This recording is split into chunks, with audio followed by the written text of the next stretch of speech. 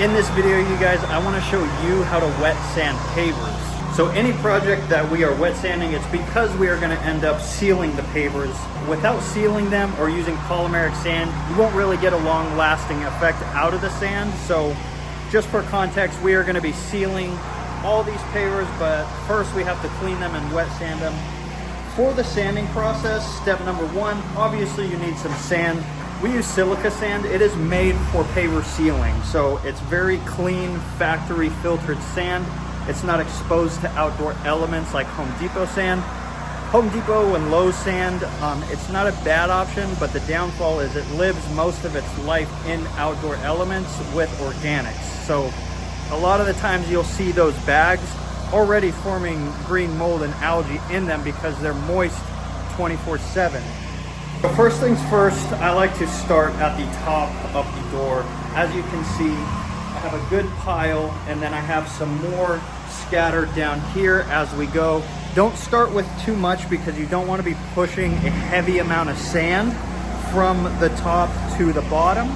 And you don't want to end up with a lot of sand at the end of the driveway. If you are using like an 8 GPM or a 10 GPM, definitely tone your machine down. You don't need that much flow and pressure for this project. I'm personally going to be using my soft wash system with the M5 twist to push the sand. Okay guys, before I start actually spraying and it gets noisy, I want to point out some of the trickier areas when wet sanding is right up against the door, coming off of a wall. Something like this is going to be your trickiest challenge. So we'll cover this first.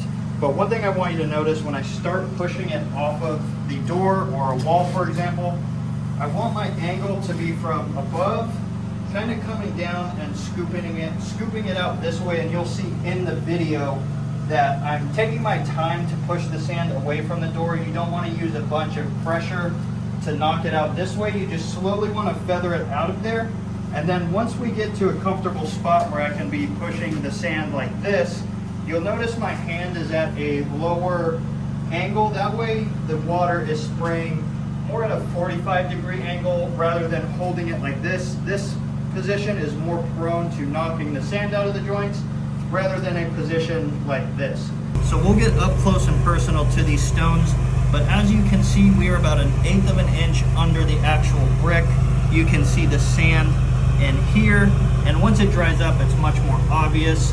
So here's a bigger joint where you can see the sand a little better. And also for areas like this up top by the door, don't worry on getting it 100% perfect, because we do something called a final touch-up, and that is when the hardscape is dry tomorrow morning. We're gonna come back, we're gonna have little hand brooms, we're gonna have dry sand, and just touch up little areas that are tricky to perfect in the wet sanding method. The whole point is to get about 99% of the hardscape wet sanded and then do your final touches from there. A reason I love having this M5 twist nozzle as I wet sand is because, as you can see, I can get nice and close to the sand, lower the PSI with that wide 65-degree fan, and then if I kind of want to push something down there or disperse the sand, you know, maybe I need to shift some of this sand over here a little bit, I can do that by narrowing it down into like a 10-degree pattern and getting more PSI down, you know, 15-20 feet away from me. Also, as we keep pushing this sand, you guys, if you want any of this equipment you are seeing in the video, check out Sailfish Spray. They are who I use personally for everything. This M5 twist, my soft wash system, my high pressure machine that you haven't seen in this video yet. If you're not new to the channel, you've seen my trailer, you've seen the tools we have.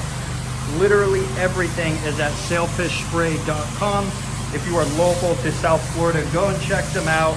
Tell JR, the owner, that Rusty sent you. He is very helpful like myself. He will make sure you guys fully understand what you're buying, what you're interested in. He is an awesome guy. So check out sailfishspray.com. I will put the website right here in text, and I'll also link it down in the video description for you guys to check out.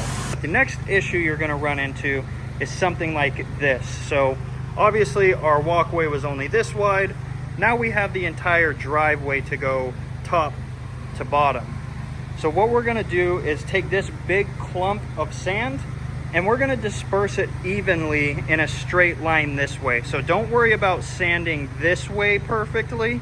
Just focus on getting all this sand in a line up to here. Then we'll start getting it perfectly going downwards. You guys, I want to point out that this method does not have to be done with a soft wash system. Like I said, you can use your pressure washer, just dial down the PSI. So Chris is in the back wet sanding with a pressure washer. He likes the ball valve method. The results are the same. I just prefer the M5 twist. He prefers the ball valve.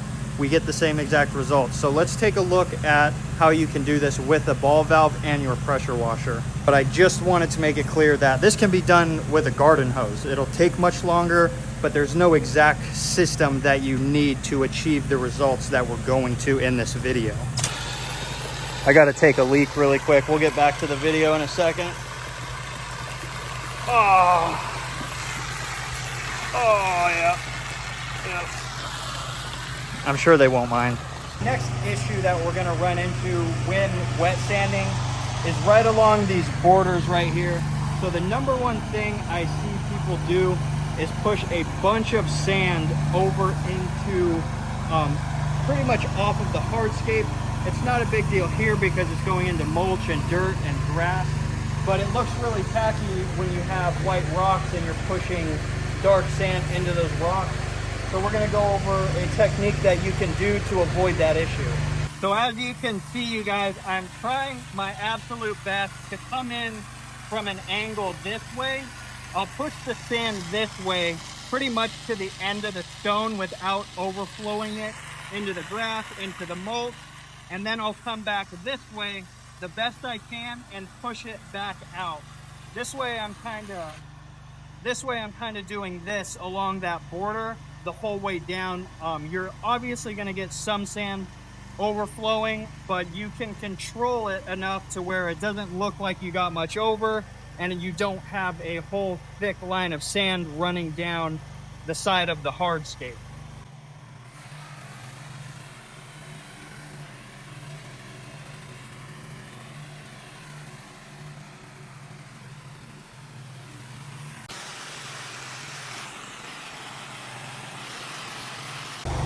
Okay, so now we got all the sand to the bottom of the driveway, you guys. As you can see, there is some leftovers, but it's not a terrible amount. We'll either push this down to the drain or we'll save it. But one thing I want to stress, as you guys have seen through the entire video, my hand is always in motion. I'm always doing some type of movement. So you don't want to be wet sanding and holding it in one single spot like this. It's just going to instantly knock the sand out of the joints. And you'll struggle with having to push it back and forth. So always keep your hand in motion, always be doing some type of movement. Don't get stuck just talking to the customer or talking to someone doing this, then your sand is gonna get completely knocked out. The last pointer I wanna give you guys, when you get to the bottom of the driveway, you're always gonna have this main thick joint down here.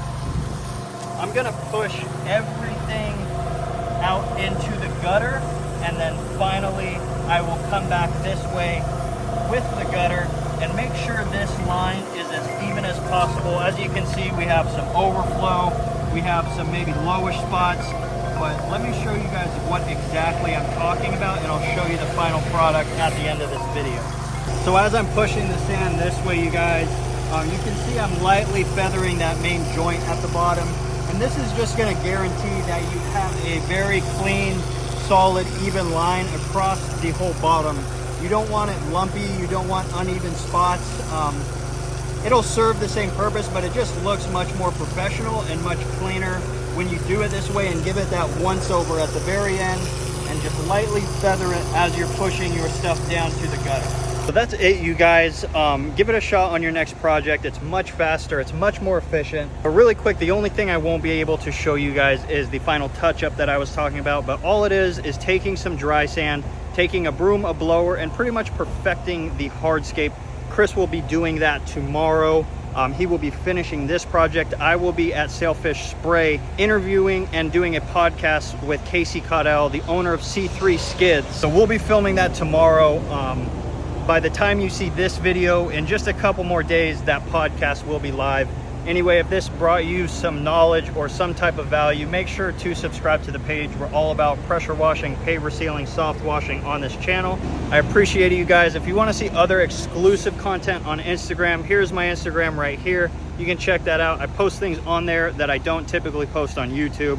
But that is a wrap on today's video. Much love, Wash fam. I will see you in the next one.